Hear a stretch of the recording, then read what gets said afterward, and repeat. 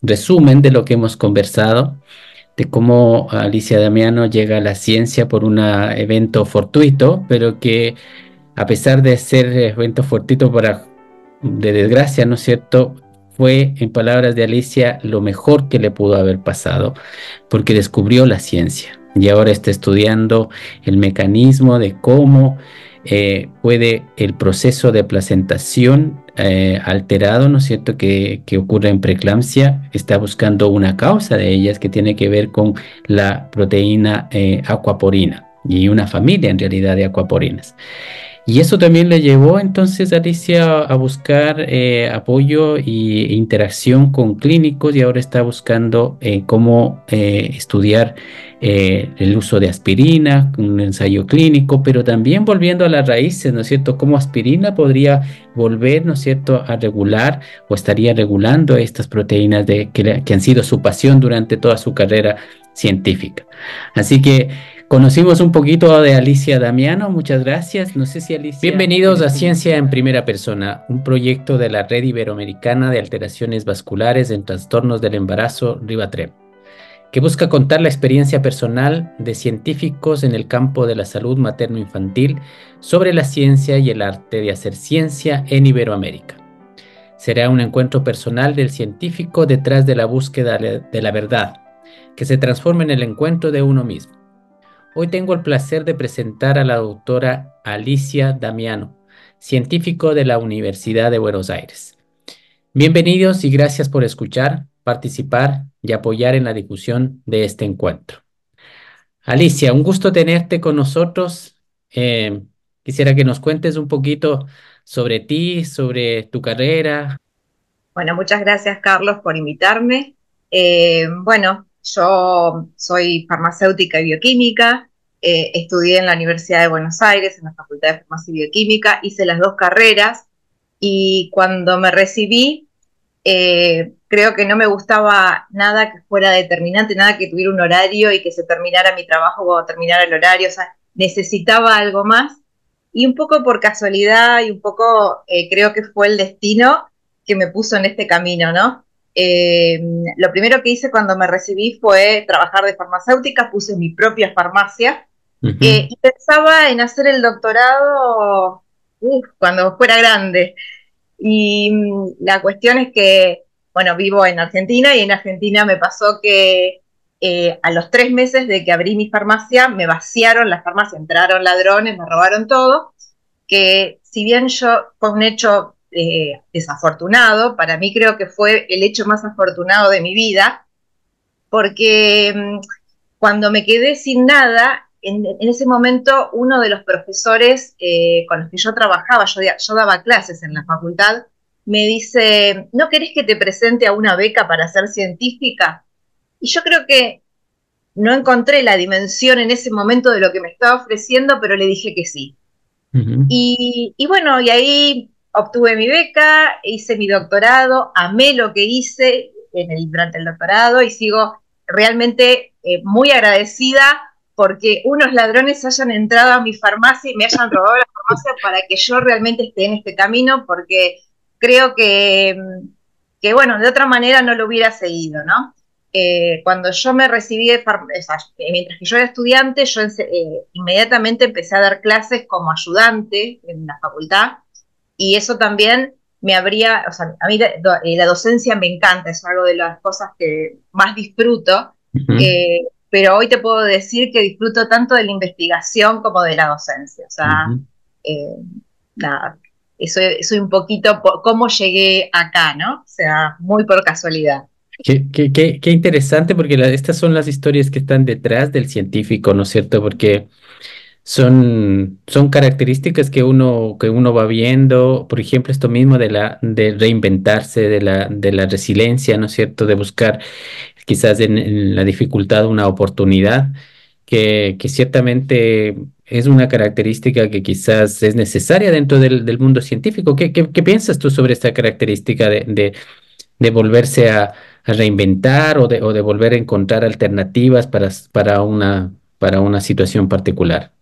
Bueno, yo creo que es sumamente importante porque nosotros como científicos estamos todo el tiempo enfrentados al fracaso no me salió un experimento, no me salió un subsidio, me rechazaron un paper, y hay que empezar de nuevo o reformular las cosas como para que uno pueda seguir avanzando y obteniendo ese éxito famoso que uno busca, ¿no? Mm. Y creo que eso es un poquito lo que por ahí me pasó cuando dije, bueno, ¿qué hago ahora de mi vida? Y dije, bueno, me reinvento como esto y creo que fue la gran oportunidad. Y bueno, y un poco todos los días uno se reinventa un poquito, ¿no?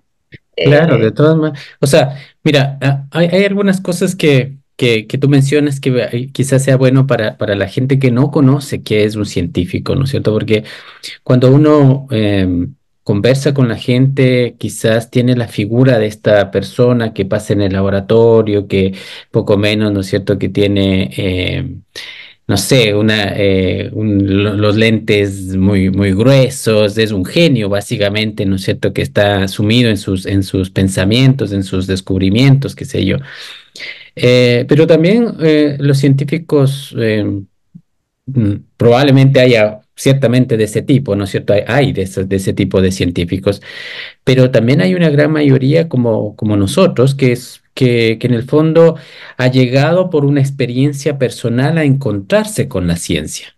Y en ese camino de encontrarse con la ciencia, bueno, lo que tú mencionas, ¿no es cierto? Te enamoraste de la ciencia, probablemente no sabía uno qué era mismo la ciencia. Entonces, ¿cuándo empezaste a dimensionar esto de ser científico? ¿Cómo fue porque claro, fue una alternativa que te ofrecieron y tú dices, en el doctorado empecé a trabajar y me gustó, pero ¿cómo fue ese descubrimiento tuyo? Cuéntanos un poquito sobre eso. bueno, en el doctorado, cuando empecé el doctorado, eh, tuve también otro evento desafortunado que fue la persona, el profesor que me ofreció tener una beca y trabajar con él, falleció 8 días antes de que me otorgaran la beca y entonces quedé a cargo de mi codirectora, que era Ujú. la doctora Cristina Ibarra, y que ella no trabajaba, mi beca era para trabajar en canales iónicos y no trabajaba en canales iónicos, ¿no? Canales iónicos de epitelios sinciciales. Y como modelo de epitelio sincicial teníamos al silicio trofoblasta Ok. y mi jefa, mi directora, no trabajaba en esto. Entonces era como decir, bueno, empezamos haciendo algo, creo que fue juntas, porque ella tenía que descubrir a la par mía cuál iba a ser mi nuevo plan o mi nueva situación. Y un poco siendo becaria y recién empezando, es como que me tuve que poner a la cabeza de mi propio plan. Ujú. Y eso empezó como a enamorarme cada día más de lo que estaba haciendo. Si bien sabía poco de la placenta, era estudiar todo el tiempo, aprender, leerme papers para ver hacia dónde ir, ¿no? Y creo que eso me fue enamorando cada vez más. Sin embargo, la dimensión de ser científica no la tenía todavía, porque yo Ujú. no sé si era en aquella época o en mi país que ser científico era como que Una profesión más, claro. una profesión más o una profesión que nadie conocía, que sos farmacéutica bioquímica, no sos científica, o sea, no Ujú. era algo notable, ¿no? Y creo que te vas a reír, pero cuando me puse de novia con mi marido Ujú. actual, Ujú. eh, yo para sacármelo de encima me pregunta, ¿y qué sos? Y yo digo, científica. Ajá. Y no se fue, entonces y es como que dije, pucha, soy científica, o sea, y es como que ahí empecé a tomar la dimensión de lo que uno hace, ¿no? Que no soy ni farmacéutica ni bioquímica, si me preguntás los nombres, qué remedios o qué medicamentos, la realidad es que tengo poca idea de lo que realmente estudié y mucha idea de lo que hago todos los días, ¿no? O Claro. sea, creo que es un poco eso. Y creo que, bueno, una de las cosas que más me gusta a mí es estudiar. Creo que por eso Claro. elegí seguir esto, porque me apasiona leer, me apasiona estudiar y Claro. creo que el Conocer, redescubrir todos los días, descubrir, claro. claro, todos los días algo viejo, porque es algo que ya se sabe, que existe, pero uno lo redescubre o lo piensa de otra manera, o es el desafío, o sea, todos los días como que tengo un desafío de cómo sigo con esto, qué se puede Claro. hacer, Claro. reinventar todos los días la ruta de lo que yo hago, ¿no? O Claro. sea, es realmente fascinante. Efectivamente, o sea, te vas enamorando del conocer, creo yo, del poder explicar algo quizás, de una vez que lo entiendes, ¿no es cierto? Porque también esto va asociado a la academia y tú decías que te gustaba mucho también el dar clases. Y bueno, claramente uno como científico, ¿no es cierto? Una vez que estudia, que lo procesa con más rapidez o menos rapidez, ¿no es cierto? Quizás en la velocidad de procesamiento está la diferencia, quizás en términos del ser, ¿no es cierto? Genio o no genio, digamos, a los mortales como nosotros, obviamente que se nos ocurre cosas, pero en la velocidad de procesamiento necesitamos más información, a unir más puntos, qué sé yo. Entonces, y luego de eso, la satisfacción de explicar, cuando ya lo entiendes, ¿no es cierto? O cuando se te ocurre una cosa que probablemente sientas que eres la primera persona se te ocurre eso en el mundo. Esa sensación, ¿no es cierto?, de descubrimiento quizás es algo que, que, que, que alienta, que a pesar de las dificultades que tú dices, ¿no es cierto?, alienta cada día. No sé si eso te interpreta un poco también Sí, lo que acabas de es decir. algo así, o sea, es descubrir todos los días algo, reinventar algo, es una satisfacción. Y otra satisfacción que también es muy grande es cuando uno escribe un paper, lo citan y dicen, uy, me citaron, entonces lo que dije no está tan mal, Claro, o cuando otra persona que en otro lado del mundo puede repetir un experimento y encuentra el mismo resultado, decís, uno se siente claro, diciendo, bueno, nada, no es claro, algo que no pasó, es verdad claro, porque uno siempre tiene la duda, ¿no? De si lo claro, que hizo está bien o está mal, pero cuando claro, otra persona lo puede repetir, creo que es la mayor satisfacción, decir, bueno, es claro, repetible lo que hago. claro. Lo que tú mencionabas también es que era otro aspecto que me quedó rondando en la cabeza, que era esta ansia como de crecer, ¿no es cierto? No sé si de la fama en sí mismo, ¿no es cierto? Porque uno puede decir, lo hemos conversado quizás en otras oportunidades, uno como científico claramente tiene también un ego, tiene el hecho mismo de tener como profesión la búsqueda de una nueva idea, claramente es algo también un poco osado, ¿no? Un poco, ¿cierto? No puede ser una persona necesariamente, ¿cierto? Bajo perfil, digamos. Tiene un grado de ambición en la vida. Unos más, otros menos, por supuesto, como todo el mundo, pero en el fondo tiene que haber un grado de ambición en ese sentido. Pero una cosa que tú mencionaste era sobre el tema del reconocimiento quizás de los pares y lo que hablaste de la citación, de algún modo es el reconocimiento que uno ve, ¿no es cierto?, de su trabajo, porque está solito en su laboratorio, ¿no es cierto?, pensando estas cosas, que no sabe si está bien, lo publica y como tú dices, si es que lo citan, bueno, si era verdad, o sea, una reafirmación de lo que... Pero eso no significará inseguridad, ¿qué dices tú? Puede ser que sea un poco de inseguridad, pero también es como que uno dice, bueno, alguien lee lo que escribo también, eso también está bueno, y, y a veces es decir, bueno, acordate que nosotros estamos en un lugar en el mundo donde no tenemos muchos recursos y que yo pueda hacer algo que alguien pueda repetir en otro lado del mundo, quiere decir que con mis pocos recursos, con lo poco que tenemos, por ahí podemos hacer lo mismo que en otro lado donde hay muchos más recursos. O Claro, sea, claro, también eso es a lo que apunto, ¿no? Cuando digo, está bueno que alguien no solamente te pueda citar, sino que también pueda repetir el experimento y que le dé exactamente lo mismo que te dio, claro, ¿no? claro. Eh, y con respecto a la fama que vos decís, yo creo que no, ni siquiera es la fama, yo creo que es el crecer uno mismo todo el tiempo. O sea, eh, yo recuerdo cuando trabajaba en mi farmacia, que era como que sentía como que tenía un techo y que no podía seguir más, no podía crecer más que eso. O sea, y era mi farmacia, o sea, y sin embargo me sentía encerrada. En cambio, creo que la ciencia lo que logró es hacerme libre. Ujú, Creo ujú, que es el grado de libertad que me dio y que me da todos los días es lo que más me gratifica de la ciencia. ujú, ujú. Una cosa que hace poquito estuve escuchando a unos premios Nobel, ¿no es cierto? Y un premio Nobel, una entrevista que le hacían también a una premio Nobel de Francia. Y una de las cosas que menciona justamente es esto, del que tú acabas de mencionar, porque el ser mujer en Latinoamérica, científica, ¿no es cierto? Bueno, en todo lado, en todo el mundo, pero además en particular, porque esto estamos centrados, ¿no es cierto?, en Latinoamérica, en conocer nuestra realidad, es en teoría mucho más complejo inclusive de ser una científico en Francia o en Europa o digamos o en Estados Unidos. Em, pero, pero algo que mencionó y que me hizo recordar lo que tú acabas de mencionar es el grado de libertad que te da la academia. El grado de libertad, ¿no es cierto? El grado de libertad entre comillas, porque tú te sientes libre de pensar, pero a su vez asimismo te sientes exigido sobre ti mismo de tratar de que ese tiempo libre se transforme en algo productivo, digamos, en un pensamiento, en una idea nueva, en leer. Entonces, claramente que es necesario ese tiempo libre y esa libertad que tú dices en la vida científica también. Entonces hemos hecho algunas características quizás de la vida científica.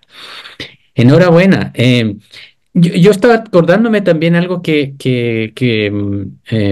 me hizo mucho sentido, ¿no es cierto? Cuando tú mencionaste que te habían robado la farmacia y que por esa vía, ¿no es cierto?, llegaste a hacer ciencia.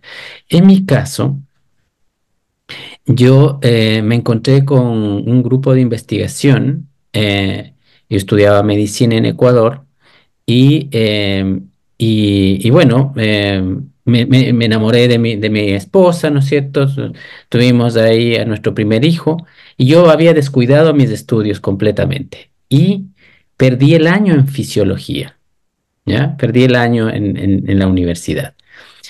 Y resulta ser que al siguiente año tenía que tomar solamente un ramo de fisiología, que era porque no podía tomar otros ramos. Entonces tenía solamente un ramo en la universidad. Entonces tenía harto tiempo, harto tiempo. Y en eso, un grupo de investigación me dice, oye, si vas a tener tiempo, vente al laboratorio y aprende con nosotros. Nunca más salí del laboratorio. Y la otra anécdota, ¿no es cierto?, es que eh, yo ya tenía mi hijo, ¿no es cierto? Me había casado y yo pensé ir a la ciencia, dije, o sea, trabajar en el laboratorio, dije, me van a pagar. O sea, como estudiante, dije, me van a pagar y voy a tener algún trabajo. Entonces, un poco conectando con las ideas que tú acabas de mencionar, el encuentro fortuito, ¿no es cierto? Y la desproporcionalidad de que en la ciencia tú vas a encontrar dinero en el fondo, pero esa no es la realidad. ¿Qué te parece a No. ti esta historia? No, no, no, en la ciencia dinero no se encuentra, o sea, creo que si uno busca dinero, el peor lugar para buscarlo es en la ciencia. Pero sí, como te digo, uno hace lo que tiene ganas de hacer y creo que es algo que yo no, voy al laboratorio y no siento que estoy yendo a un trabajo, es como ir al club o encontrarme con amigos y lo disfruto. Y Mm, creo que me aburro en las vacaciones porque me gustaría, o tengo que leer algo de ciencia porque necesito eso, ¿no? Pero no específicamente ves o sea, la recompensa es monetaria, no, claro, claro. para nada, y cada vez es peor y uno no solamente lucha con el salario de uno, sino con los magros subsidios o los grants que tenemos, que realmente son bajos, que nos impiden competir con países donde realmente los subsidios son enormes. Pero bueno, a pesar de los bajos que son los subsidios, de los bajos que son nuestros salarios, de que muchas veces tenemos que poner plata de nuestro salario para comprar un reactivo, eh, es, es tan gratificante lo que nos devuelve la ciencia que creo que vale la pena. Mm. Qué bueno. Qué bueno que sigas, obviamente, apasionada, se nota por lo que tú comentas, ¿no es cierto?, de este día a día, de volverse a encontrar en el laboratorio con todos estos desafíos. Y entonces, me gustaría que conversemos un poco cuál es tu línea de investigación, qué están haciendo en tu laboratorio ahora, Eh, cómo están abordando esas preguntas. Bueno, nosotros, o sea, mi tesis doctoral empezó identificando dos proteínas, la coporina 3 y la coporina 9, que son unos canales de agua que están en la placenta humana. Y de ahí yo encontré también durante mi tesis que la acuaporina 9 estaba aumentada en la placenta preeclámptica. Y de ahí surgieron todas las líneas de trabajo que actualmente estamos abordando en nuestro laboratorio. Actualmente nosotros encontramos que estas proteínas que son canales de agua en la placenta no estarían participando en lo que es el transporte de agua, sino que tienen funciones metabólicas y funciones importantes durante la migración, la formación de la placenta, que van más allá del transporte de agua y que por eso también al encontrar una alteración en estas proteínas tenemos patologías placentarias. Entonces, nosotros estamos abordando el estudio de estas proteínas en función de entender un poquito cómo es la etiología o la causa o el desarrollo de la preeclampsia, porque el fin último es encontrar algún marcador temprano y alguna forma de prevención o de mejoramiento de la gestación para que realmente no sea una patología tan grave, algún tratamiento que actualmente no existe, o sea, o es muy poco lo que hay sobre esta patología.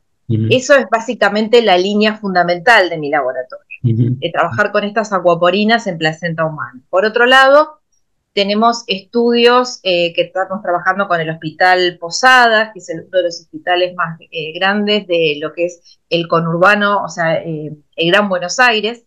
Y con ese hospital tenemos estudios que son más bien de tipo clínico. Estamos estudiando qué pasa con el tratamiento de aspirina en mujeres embarazadas. Estamos teniendo algunos resultados sobre si mejora o no mejora la gestación en preeclampsia. Y también estamos estudiando distintos parámetros para poder diagnosticar preeclampsia en forma temprana. Esas son las dos líneas más importantes del laboratorio. Una es bien básica y la otra es un poquito más clínica porque estamos en contacto todo el tiempo con el hospital.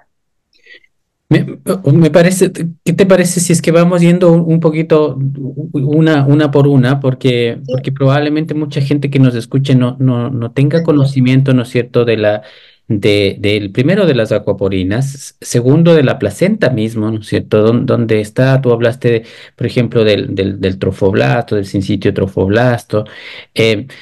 Ubícanos un poco dónde estamos dentro de los procesos que tú estás investigando.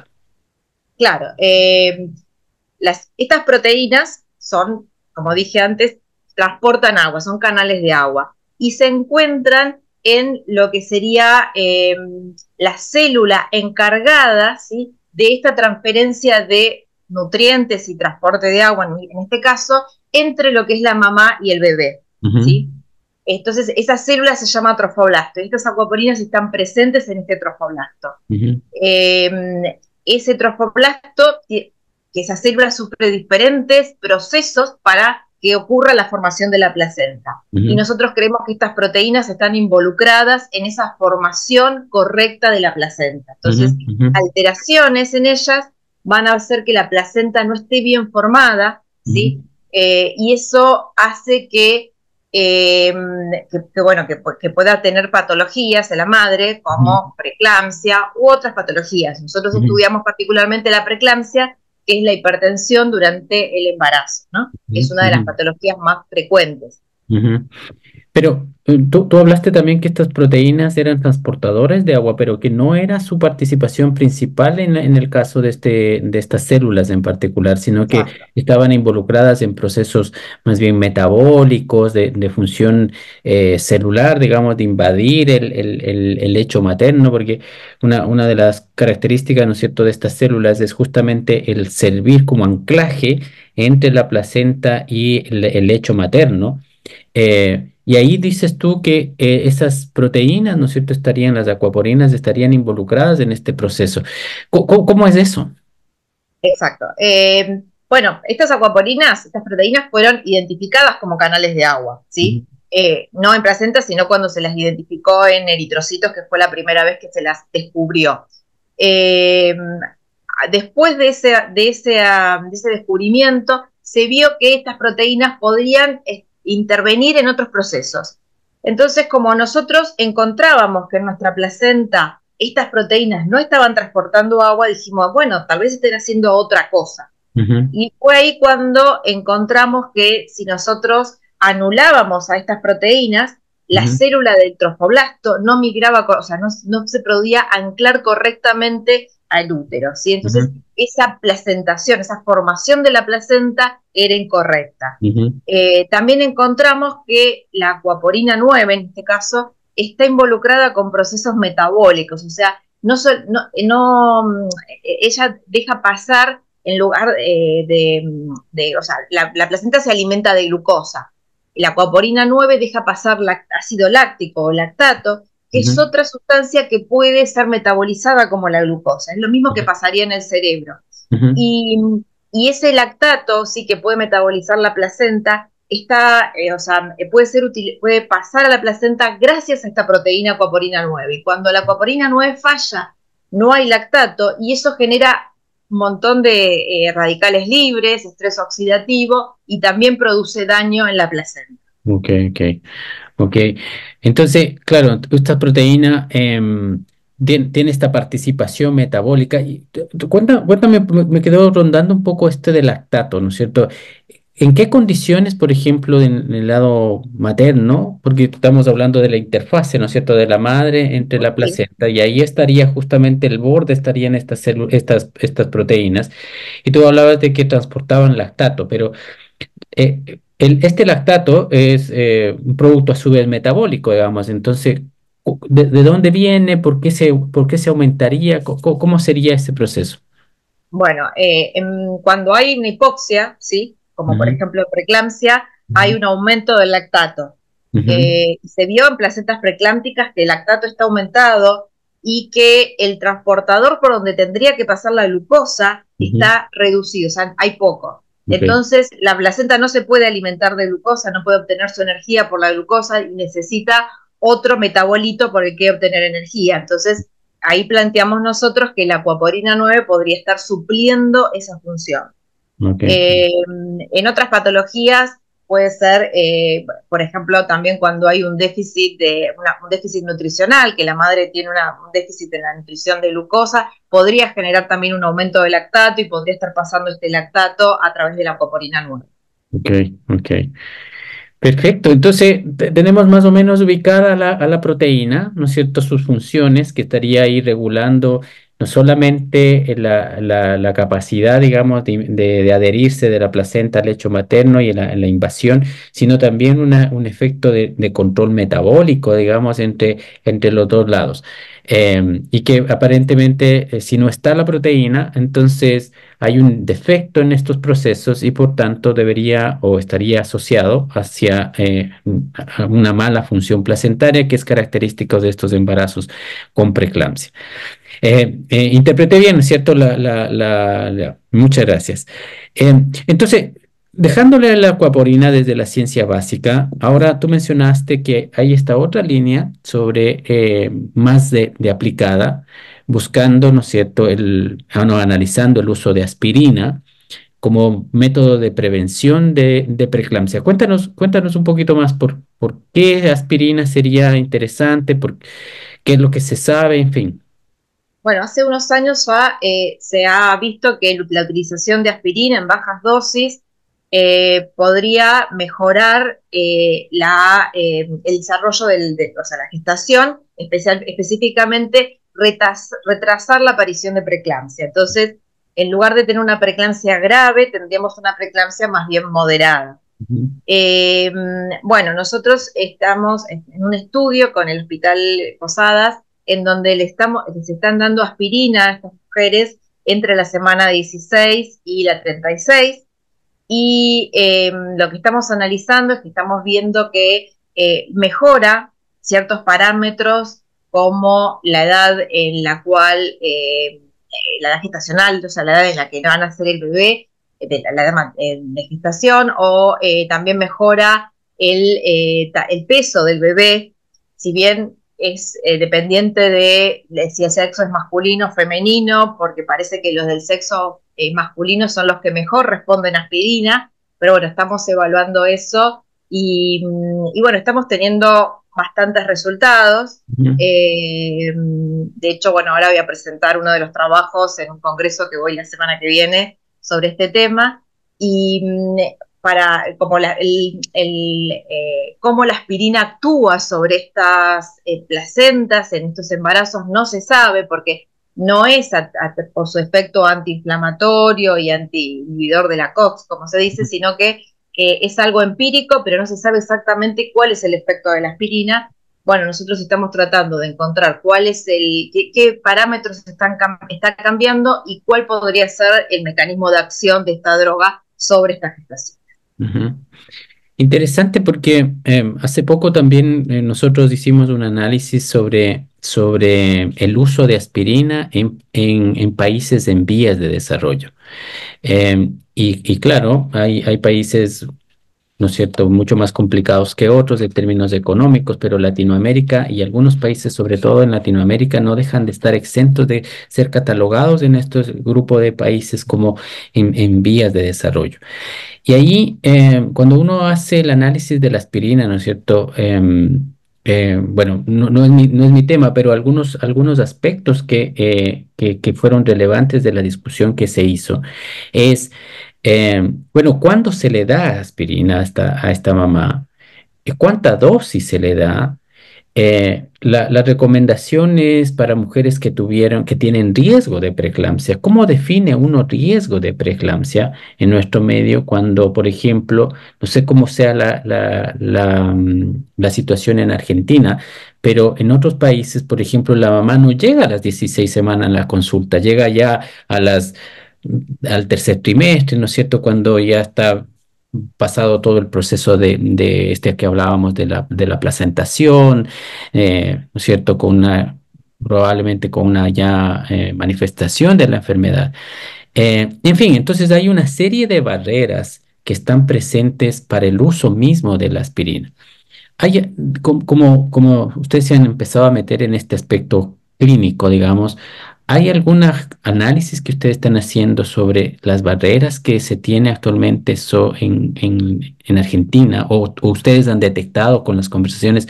¿Cómo es el uso de aspirina entonces en Argentina? Bueno, acá el uso de aspirina está recomendado para gestaciones que tienen riesgo de tener preeclampsia, según la Federal Foundation, o sea, evalúan el riesgo materno si tuvo si tiene antecedentes de preeclampsia, antecedentes de obesidad eh, o algún otro antecedente de tener preeclampsia o tener restricción en el crecimiento fetal. A esas mujeres se les da aspirina. Se le da aspirina acá en Argentina entre la semana 16 y 36, cosa de que yo no estoy muy de acuerdo, porque en estos estudios que estamos viendo, si la aspirina se da antes de la semana 16, los resultados que se obtienen de la gestación son mejores, o sea, hay un mejor peso del bebé, mejor finalización de la gestación, o sea, que es a partir de la semana 16, porque en la semana 16 ya está prácticamente la placenta formada. Y nosotros creemos que la aspirina estaría actuando antes de la formación de la placenta, o estaría actuando durante la formación de la placenta. Entonces, nosotros estamos viendo eso. Ujú. Pero bueno, no en todos los hospitales se da, no todos los médicos están al tanto de esto, algunos son más reacios a dar aspirina, y algunos médicos la dan en embarazos normales y no, embarazos En riesgo. que tienen riesgo, y lo que tenemos al final de la gestación es que tenemos mujeres que tuvieron un embarazo normal, sin embargo tienen más días de internación luego del parto que las mujeres que no tuvieron la administración de aspirina. Ujú. Las dosis de aspirina también es otro problema porque las dosis recomendadas son de 150 miligramos Ujú. y al menos en Argentina, la presentación de aspirina es de 100 miligramos o de 500 miligramos. Entonces, lo que hacen los médicos es darle un día 200, al día siguiente no darle nada y otro día 200. O sea, es una aplicación intermitente de aspirina que tampoco es lo adecuado. O sea, Claro, entonces, bueno, esas son las limitaciones del estudio, ¿no? claro. Claro, pero por ejemplo, en esto mismo yo creo que parte de la red que nosotros conformamos, ¿no es cierto?, es dar aviso quizás de estas cosas que pasan en nuestro medio, ¿no es cierto? Parece ilógico de pensamiento nada más, pero porque a lo mejor no hay estudios, el dar el uso intermitente de Ujú. aspirina o dar el uso preventivo, ¿no es cierto? Ya que hay también otros ambientes en donde el que dice, ¿sabes qué?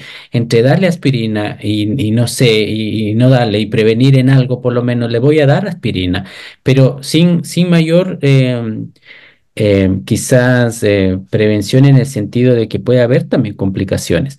Entonces, una de las cosas que también se identificó en este estudio, por ejemplo, es, claro, todo el mundo, de algún modo, con el estudio grande que se hizo en Inglaterra, ¿no es cierto?, llega a la conclusión de que el uso de aspirina previene sobre todo el desarrollo de esta tipo de enfermedad de preeclampsia, ¿no es cierto?, más grave, la que ocurre en menos de las 34 semanas. Sin embargo, también ha habido un gran debate sobre cuáles serían los riesgos, ¿no es cierto? Y entonces, en este aspecto, uno de los riesgos, por ejemplo, que se mencionaba en algunos otros estudios es el sangrado.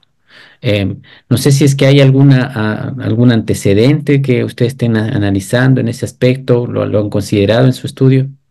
Mira, nosotros evaluamos plaquetas y el contenido de plaquetas cambia, ¿sí? En las mujeres que recibieron o no aspirina, pero lo más notable que tenemos es que esas mujeres que recibieron aspirina, aunque tengan embarazo normal, tienen días de internación, mayores días de internación que una mujer que no recibió aspirina, aunque hubiera tenido preeclampsia. O sea, Ujú. es notorio eso porque eso te habla de que tuvo sangrados o tiene una dificultad para recuperarse luego del parto, ¿no? O de la cesárea. Y yo creo que eso es por la aspirina, ¿no? Bien. Pero bueno, hay poco se sabe, poco hay en la literatura sobre eso. Y como vos decís, lo que se sabe es ese estudio grande que se hizo en Inglaterra de que mejor, que previene la preeclampsia temprana, Ujú. pero también tenemos que recordar que la preeclampsia temprana es menos del 20% de los casos. O Ujú. sea, ¿qué pasa con el 80% a lo que estamos dando aspirina y no mejora nada? Claro, claro, exactamente. Entonces, hay muchas, obviamente ahí se genera una quizás una pregunta abierta, ¿no es cierto?, para la discusión, para la gente que nos escuche, probablemente los clínicos o nuestros propios colegas que están en el tema y que podríamos, en el fondo, inclusive abrir un foro sobre las dificultades del uso de aspirina en nuestros países. Tan sencillo como, como pareciera, ¿no es cierto?, en otros aspectos, en otros medio ambientes dar desde a partir de las 16 semanas a mujeres que tienen factores de riesgo, bueno, eso pareciera ser no tan simple tampoco en nuestro medio. Eh, ¿cómo se conectan estas dos ideas? ¿Cómo es la transición entre la aquaporina y la aspirina? ¿Dónde está el Bueno, vínculo? claro, nosotros pensamos que si la aspirina mejora, ¿sí?, la formación de la placenta, entonces hay algún parámetro de lo que nosotros estudiamos que está mejorando, o sea, alguna proteína puede cambiar. Y como la acuaporina 3 es la que nosotros vemos que está involucrada en la formación de la placenta, lo probamos y ya lo tenemos, hemos dado algunos resultados sobre esto, sí afecta a la expresión de esta acuaporina 3. Lo que nosotros encontramos es que en las mujeres preclánticas que no recibieron aspirina, la acuaporina 3 está reducida su expresión, o sea, es baja. Ujú. Mientras que aquellas que recibieron aspirina, la expresión de acuaporina 3 aumenta, similar a lo que pasa en la mujer normal, o sea, la expresión de Se acuaporina recupera. 3 está claro, se recupera esa expresión. Entonces, eso nos da más indicios de que la acción de la aspirina es temprana, o sea, tiene que ser durante la formación de la placenta, Ujú. porque si mejora la expresión de esta proteína, por ahí mejora la expresión de otras proteínas también involucradas en la formación de la placenta y mejora la placentación, ¿no? Interesante, interesante. ¿Y qué modelos están utilizando para poder estudiar esa? Porque muy poca gente en el mundo probablemente, y estas son las cosas que uno dice, es relevante resaltar en Latinoamérica, ¿no es cierto? Muy poca gente en el mundo probablemente esté preguntándose qué le hace la aspirina a la expresión de acuaporina en la placenta. Y entonces, cuando uno piensa, ¿no es cierto?, en esas ideas innovadoras, en esas ideas que uno aporta a la ciencia, ¿no es cierto? Aunque sea ese pequeño pedacito del rompecabezas, bueno, es original, porque ¿cuánta gente, según tú que eres la experta en esa área, cuánta gente en el mundo está estudiando el efecto de aspirina y sobre las acuaporinas? Solo yo. Y sí, bueno, y el modelo que preguntabas, nosotros lo hacemos en estas mismas gestantes que estamos estudiando parámetros de semana gestacional, tamaño del bebé al nacer y esas cosas. En esas mismas placentas estamos estudiando la expresión de acuaporina. Y en esas mismas placentas encontramos que mejora por ahí el tamaño del bebé y también o sea, mejoró la expresión de acuaporina en 3. Ya.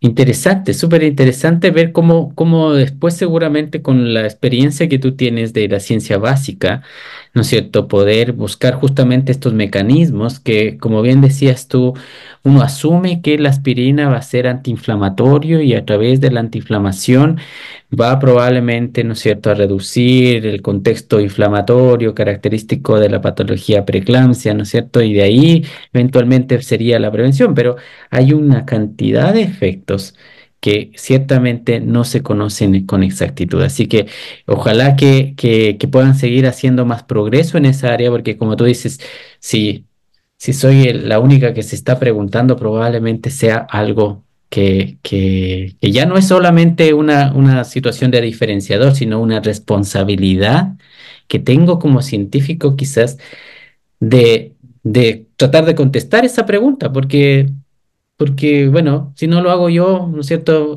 Aunque suene muy autorreferente, probablemente nadie más se esté preguntando ahora. Entonces, quizás es mi responsabilidad también como científico aportar desde esa perspectiva. Así que, enhorabuena. Y entonces, ¿cuál es, en esta área yo me imagino que tú mismo mencionabas, ¿no es cierto?, que por ejemplo, en las acuaporinas, eh, ustedes se dieron cuenta de que no transportaban agua. Entonces, yo me imagino que hubieron, esto mismo que estamos hablando del uso de la aspirina, hay una serie de altos y bajos, hay una serie de dificultades ahí. Y quiero conectar con algo que tú mencionaste al principio, ¿no es cierto?, sobre el hecho de poder reinventarse, el hecho de poder, ¿no es cierto?, volver a mirar los datos, de volver a interpretar, de volver a pensar otra vez los resultados. Eh, Porque uno diría, bueno, ¿qué hace la Alicia de Amiano estudiando aspirina ahora? ¿Cómo fue esa transición? ¿Por qué se dio? ¿Cómo fue ese contexto? Bueno, en realidad fue porque, como te dije antes, me gusta leer y en una de las cosas que leí es que la aspirina afectaba la expresión de otra molécula que es el TNF-alfa y nosotros tenemos unos trabajos con gente de Brasil, con Fernanda Gerini, Ujú, en donde el TNF-alfa modula la expresión de acuaporina 3. Y ujú, entonces es como que ahí dije, bueno, ¿y qué pasa con la aspirina y la acuaporina 3? Si realmente este es el mecanismo, la D tiene que estar modulando. Y bueno, lo probamos y encontramos eso. ujú, Obviamente el paso siguiente es ver in vitro qué pasa con todas las condiciones controladas, porque ujú, obviamente en una placenta que viene de una mujer gestante puede haber un montón de factores que uno no puede controlar. Entonces, el siguiente paso es en vitro, o sea, en cultivos celulares, ver qué pasa. Le doy aspirina, agrego aspirina al cultivo, qué pasa con la expresión de esta proteína. ujú. Pero ese fue el link que Claro. leyendo y viendo qué podíamos, o sea, las cosas, me gusta mucho leer qué paper sale nuevo, de hecho tengo suscripciones de mail que me alertan de cuando sale alguna publicación Ujú, y bueno, llegó la publicación de casualidad, leí y dije, bueno, podría ser por este lado. claro. Ahí sentiste ese clic, dijiste, ¿por qué no estudiar Claro, ¿por qué no probamos esto? claro, Y ¿por qué no aparte son cosas factibles que uno podía hacerlo. Y bueno, nosotros empezamos probándolo con unas pocas placentas que teníamos y cuando tengo conversaciones con una de las personas con las que colaboramos, con el Hospital Posada, empezaron, ay, pero estamos haciendo un estudio grandísimo con prospectivo, dándole aspirina a las pacientes y tenemos las placentas y entonces dijimos, bueno, nos asociamos al estudio claro. y ahí tuvimos un montón de datos y es lo que estamos estudiando en este momento. Claro, qué interesante, qué interesante. ¿Cómo es ahora tu ambiente? Entonces, combinación entre ciencia básica y la clínica, ¿cómo estás manejando ese ser híbrido, ¿no es cierto? Porque uno en el laboratorio está, ¿no es cierto?, con sus experimentos in vitro, qué sé yo, con sus animales, si es que tiene animales, y está en su mundito, pero sales hacia la clínica y hay otro Muy ambiente. diferente. ¿Cómo está haciendo esa transición? ¿Cómo estás No, manejándolo? es bueno porque en realidad es como que uno le ve algo más aplicado que por ahí la ciencia básica que no tiene una aplicación inmediata. Y Ujú, eso también ayuda porque los becarios, que son realmente la mano de obra, los que están en la mesada, cuando ven que sus resultados es como que lo pueden trasladar a la clínica, es como que los entusiasma más para seguir buscando. Entonces, ujú. está muy buena la interacción con el hospital.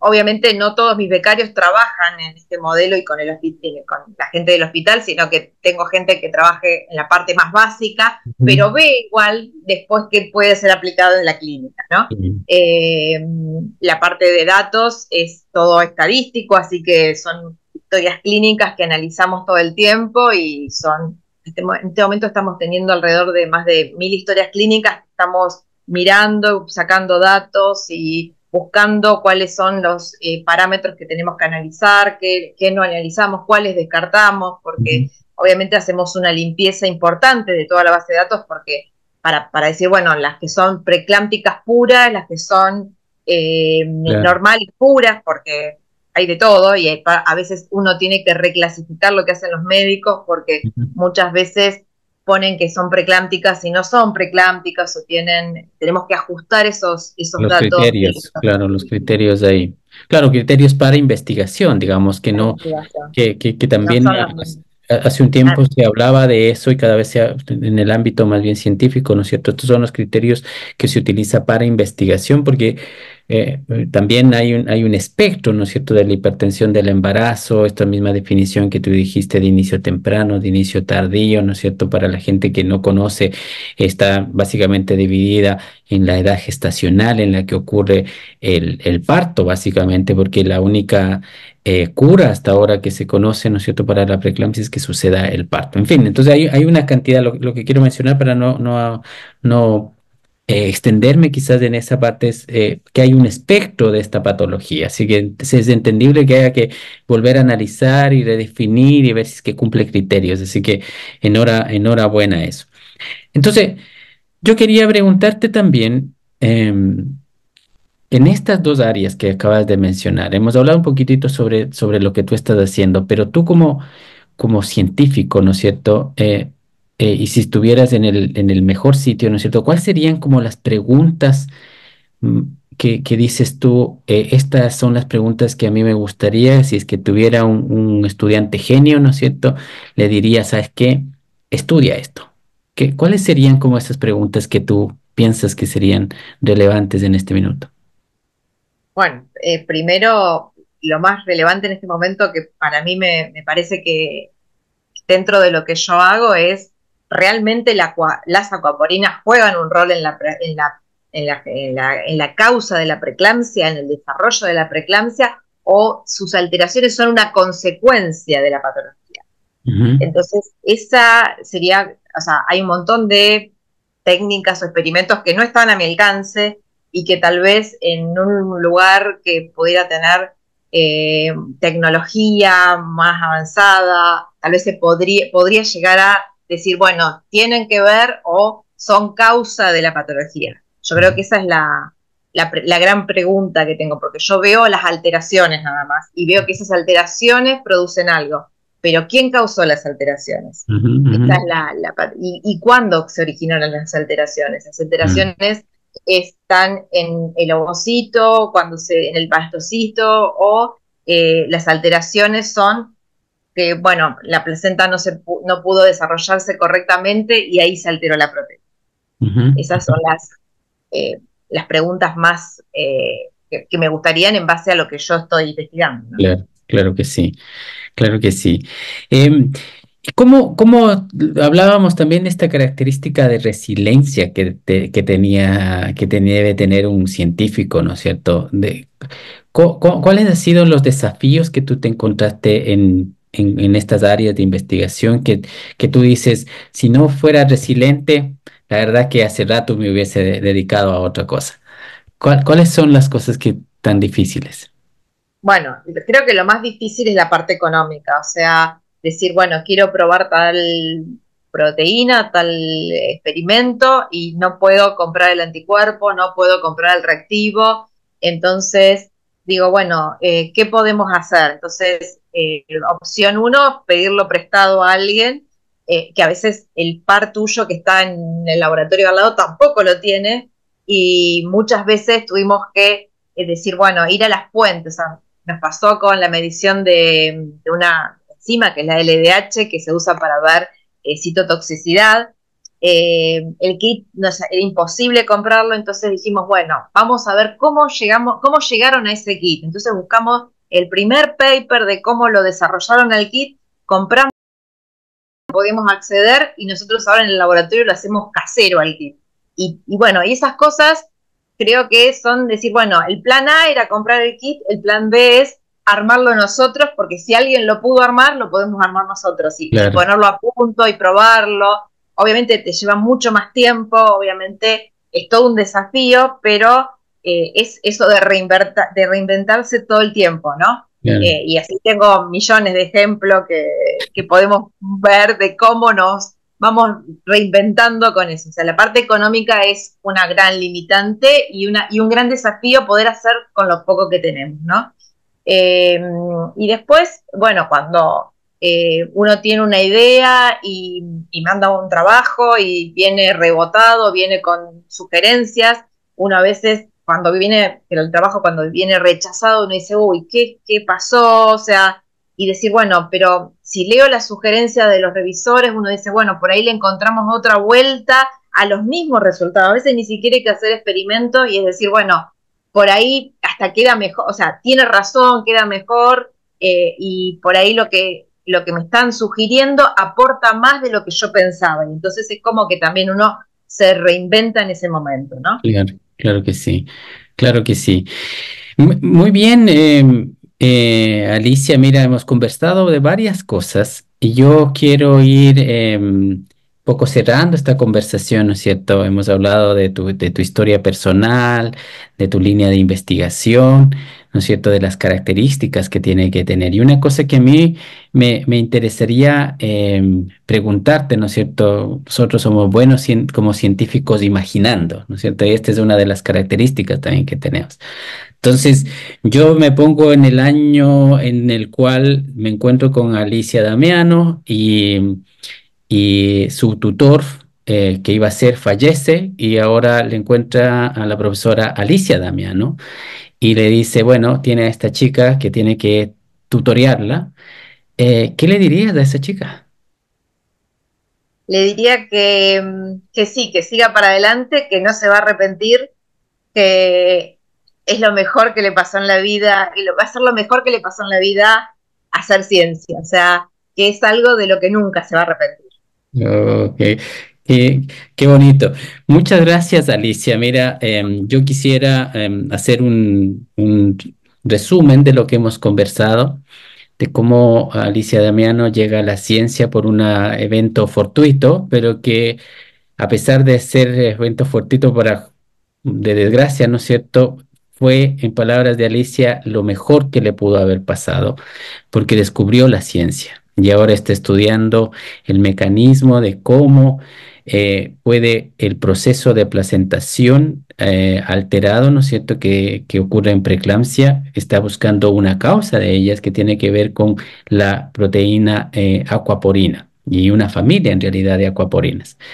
Y eso también le llevó entonces a Alicia a buscar apoyo e interacción con clínicos y ahora está buscando cómo estudiar el uso de aspirina, un ensayo clínico, pero también volviendo a las raíces, ¿no es cierto? Cómo aspirina podría volver, ¿no es cierto?, a regular o estaría regulando estas proteínas que han sido su pasión durante toda su carrera científica. Así que conocimos un poquito de Alicia Damiano, muchas gracias. No sé si Alicia, ¿quieres tú mencionar algo más? ¿Sabes qué? Hay algo que me quedó así como por casualidad entré a la ciencia, también por casualidad entré a las acoporinas, porque yo estaba estudiando el CFTR, que es otro canal, y una compañera mía del laboratorio necesitaba un control negativo de acuaporinas para sus experimentos y le di una muestra de placenta, que en ese Ya. momento decían que era negativa.